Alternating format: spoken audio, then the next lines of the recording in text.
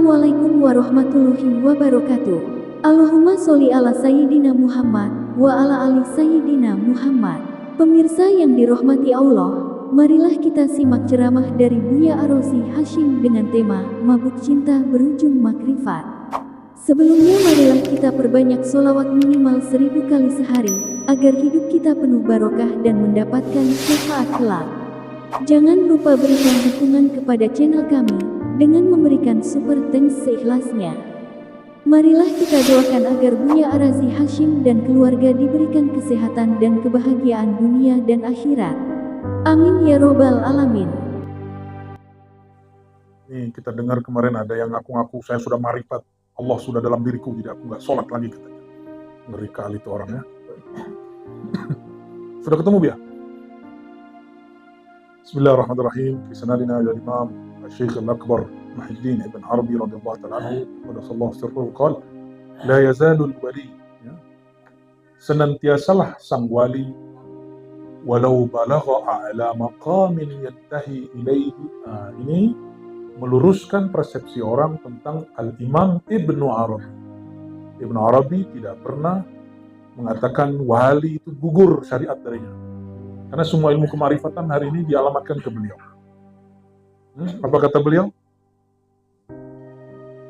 La yazalul wali, tetaplah si wali itu, senantiasalah si wali itu. Antum kan belum wali kan? Jangan gaya-gayaan dulu. Wali aja masih gitu. Wali aja masih. Apa yang masih pada wali? Walau balagha a'la maqamin yantahi ilaih, meskipun dia sampai ke ujung maqam. La yasqut anhu khitabu syar'i bil a'mal, tidaklah gugur padanya kewajiban yang telah Allah khitabkan, Allah titahkan untuk beramal dengan syariat. Illa, ada illanya. Ada illanya. Ada yang pernah lihat Wan Sehon sholat nggak dia? Kasat mata nih. Tapi orang, ada yang bisa lihat dia sholat. Ada yang pernah lihat dia sholat. Tapi bukan dia. Dia, tapi bukan dia. Gimana ceritanya? Sama dengan Habib Ja'far Al-Kaf, almarhum. Terlihat di 3 tempat di waktu yang sama, amalannya beda-beda. Satu sholat, satu baca Quran, satu sujud. Wallahu a'lam. Itu gimana ceritanya? Ya. Nggak usah norak. Kita punya sahabat begitu juga kok. Masih hidup, kerja di salah satu tempat kesehatan di Jakarta. Ya. Lagi zikir Allah, Allah, Allah, dan sholawat. Dia rindu raudhah. Saudaranya lagi di raudhah. Kata saudaranya, loh, kamu kok umroh? Katanya kamu di kampung. Ya, disapa nggak jawab. Pulang-pulang, saudaranya marah. Sombong amat. Masa di raudhah sombong kan gitu. Terus dia bilang, enggak. Saya jam itu lagi ngamalin zikir. Zikir khafi. Allah, Allah, dan sholawat. Hidup orang. Ini usah norak-norak amat lah, ya biasa aja. Itu orang ada di jam yang sama di 2 tempat, bayangin itu. Masuk akal? Masuk akal? Akalnya harus di-upgrade kalau belum masuk. Bukan ini tidak masuk akal, tapi akalmu yang belum sampai.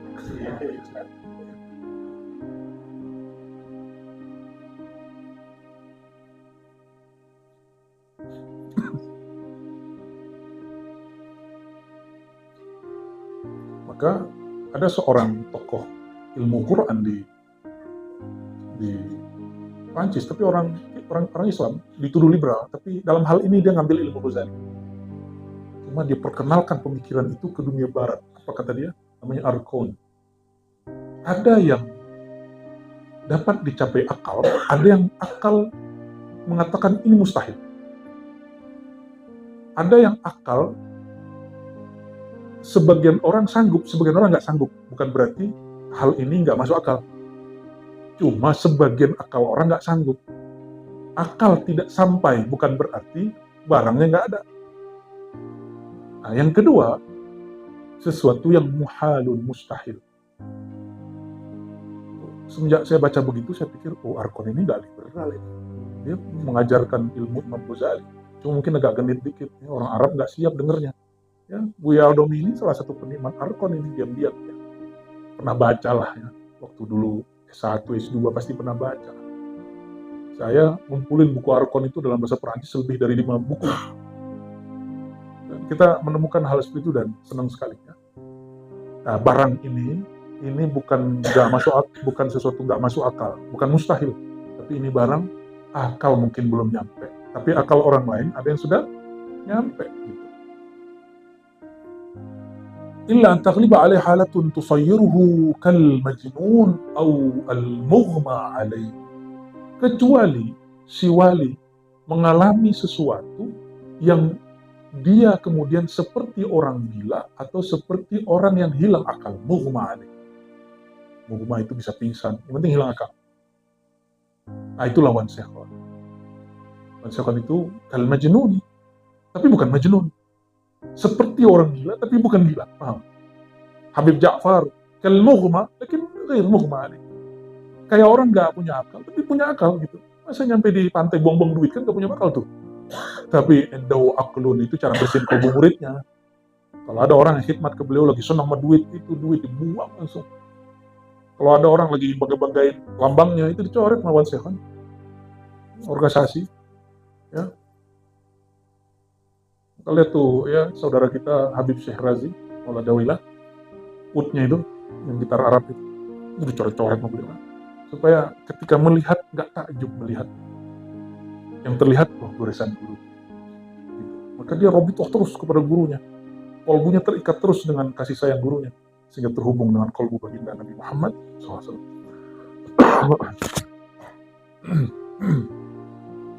Fayakunu 'inda dzalika khitabu syar'i. Tapi mereka itu tidak semuanya dapat dijadikan mursyid. Hanya orang tertentu yang ngerti syarat beliau aja. Barangkali khodam-khodamnya wan sekhon itu nggak semua juga paham. Ada yang paham. Nah, yang paham inilah yang dapat menjadi murid beliau. Kalau nggak khidmat aja. Nah, yang paham ini mungkin yang dia pahami lain dengan yang didengar oleh khodam-khodamnya. Bisa jadi beda. Saya coba nanti konfirmasi ke Habib Syekh Razi itu ya. Benar nggak ini? Karena rata-rata orang-orang majzub, kita nyebutnya majzub, itu nggak bisa dijadikan mursyid rata-rata. Kecuali orang-orang yang mengerti bahasa jazbahnya, bahasa sakarnya beliau. Ya. Fayakunu 'inda dzalika khitabu syar'i mu'allaqan bihi hatta yafiqa min tilkal halah. Teman-teman, tua, khamar, yukhmirul akal, ya, menghilangkan akal. Maulana Jalal Rumi menyebut ilmu makrifat, kerinduan bermakrifat itu kalau masuk ke dalam diri, itu seperti orang meneguk khamar, tapi khamar makrifat, maka dia akan mabuk sesaat. Dia mabuk sesaat. Ya. Inilah yang ditahan-tahan sama kita dulu, biar Datu Dodo ini nggak wirling lagi dia. Kalau nggak dia sudah mau wirling itu. Takut ini jadi fitnah. Ya. Karena ribat tidak menolak sama dan wirling, tapi ribat tidak melakukannya kecuali jika halnya datang. Ya, kita nggak nolak wirling, bagi kita itu seni sufi. Bahkan kalau kita lagi ya, bukhoyam, kita lagi berkemah, kita pakai tuh zikir berdiri itu. Ya, cuma nggak lama-lama, takut hilang. Takut antum minum khamar ma'rifat. Ya, maksud saya sederhana, jika yang materi itu bisa memabukkan akal, apalagi yang non materi, maka ini haram dikonsumsi kecuali yang diizinkan dokter rohani. Dokter boleh bilang kamu minum ini, tapi dokter yang bilang darurat, ad-darurat tubihul mahzurat. Kalau darurat makanya haram jadi halal, tapi hanya di waktu itu. Hatta yafiq min tilkal halah fa idza afaqa qala subhanaka tubtu ilaik. Sayyidina Musa ketika sadar, apa kata beliau? Subhanaka tubtu ilaik. Maha hebat engkau ya Allah, aku bertobat kepadamu. Ya. Maka antum kalau habis zikir, salah satu yang dibaca selain alhamdulillah adalah subhanaka tubtu ilaik. Kalau mengalami pengalaman rohani yang kencang, dahsyat, baca ini. Wa kullu man idda'a fi halati sihhatihi wa thubuti aqlihi an qad wasala ila maqamin a'tahu dhalika al-maqam taraka al-a'mal fa qawluhu zurun wa buhtanun wa wusuluhu ila saqar. Ya. Kalau ada orang ngaku-ngaku akalnya masih oke, kesadarannya masih utuh, lalu dia ngaku-ngaku sampai di makom yang tidak makom mabuk ini, lalu tarokal a'mal, lalu dia mengingkari, mengamalkan sesuatu dari syariat, ya. Taroka di sini taroka lil inkar. Tarokanya apa? Lil inkar, ya. Kalau ada orang malas sholat, kita nggak hitung dia kafir, kita hitung dia fasik. Nah, kalau ada wali lagi mabuk di bab itu, maka dia kita hitung apa? Ya, orang mabuk dengan ilmu ma'rifat, itu mabuknya gila. Ya. Kalau antum belum pernah mengalami itu, gak usah diminta juga. Itu beratnya bukan main. Ya, beratnya bukan main. Nah, Sayyidina Muhammad SAW adalah orang yang paling kuat dan beliau sanggup menahan hanya menggigil, begitu kayak demam. Ya, maka beliau sampai berkeringat. Kalau kita dapat itu, kita gila langsung. Ya. Maka beliau mengatakan, Syayyabatni hudun wa akhud wa akhwatuha. Aku menjadi beruban karena makrifat yang tersimpan dalam surat Hud dan saudara-saudaranya. Di Hud ini banyak ayat-ayat makrifat di surat Hud. Syayyabatni, hanya jadi uban. Kalau di wali setelah Nabi Muhammad SAW bukan jadi uban. Ada yang mati langsung. Jadi Sayyidina Al-Hasan Al-Basri baca ayat, Alam ya'ni lilladzina amanu an takhsha'a qulubuhum li dzikrillah. Enggak tahu maknanya semua kan? Itu kalau tahu maknanya antum bisa pingsan langsung seperti pingsannya 4 sahabat Nabi, 4 tabi'in, bahkan disebut di situ yang hadir dia meninggal langsung. Itu dahsyatnya ayat itu. Dahsyatnya ayat. Ya. Kami masih nyaksikan lah dulu guru saya kalau ada satu bab ma'rifat maka beliau buat syair. Waktu kami masih kecil ya. Kalau sudah bersyair, Masya Allah, itu semuanya kayak orang demam. Ada yang pingsan, ada yang guling-guling. Meninggal beliau, torikot itu hilang. Torikot mahabbahnya hilang. Dan beliau difitnah, Masya Allah. Difitnah sesat. Nah, dari beliau lah kemudian saya paham bab-bab ini. Maka ketika ketemu wali-wali Allah yang lebih dahsyat lagi mabuknya, kita nggak kaget-kaget hari ini. Ya, kita bersyukur Allah persiapkan nanti itu ya. Dengan ma'rifat-ma'rifat yang sederhana itu. Nah, siapa yang tidak mengalami hal ini, lalu coba-coba bilang, Allah dalam diriku, tak perlu sholat lagi, Zawrun wa buhtan, itu bohong, itu dusta. Wa wusulu ila saqar, dia bukannya datang ke Allah masuk surga, tapi ila saqar, neraka saqar ya. Jadi manhaj ribat jelas, kita tidak pernah mengatakan bahwa orang kalau sudah usul terangkat syariat darinya, nggak ada. Yang ada pakai ilahnya. Jika akal dia yang menjadi syarat seseorang wajib mengamalkan syariat, Allah tutup atau Allah hilangkan sejenak, maka di saat itu saja dia tidak dihukum karena meninggalkan syariat. Gitu. Ya. Nah, dan mabuk itu ada yang mabuk seperti orang begitu, ada yang mabuk tapi kelihatannya dia tidak mabuk. Nah, ada orang begitu.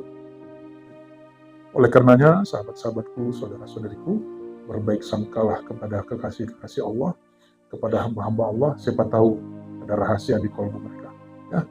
Barangkali itu sedikit mengambil berkah dari kitab Al-Inbah ala Tariqillah, dan di sini saya bersaksi bahwa Imam Ibn Arabi, Imam Ahlus Sunnah yang kuat dan tidak pernah melanggar syariat, baik dalam bab akidah, bab syariah, ataupun bab-bab yang lain. Tidak seperti yang diasumsikan orang-orang jahil hari ini, yang mereka tidak mau memahami Imam Ibn Arabi secara objektif.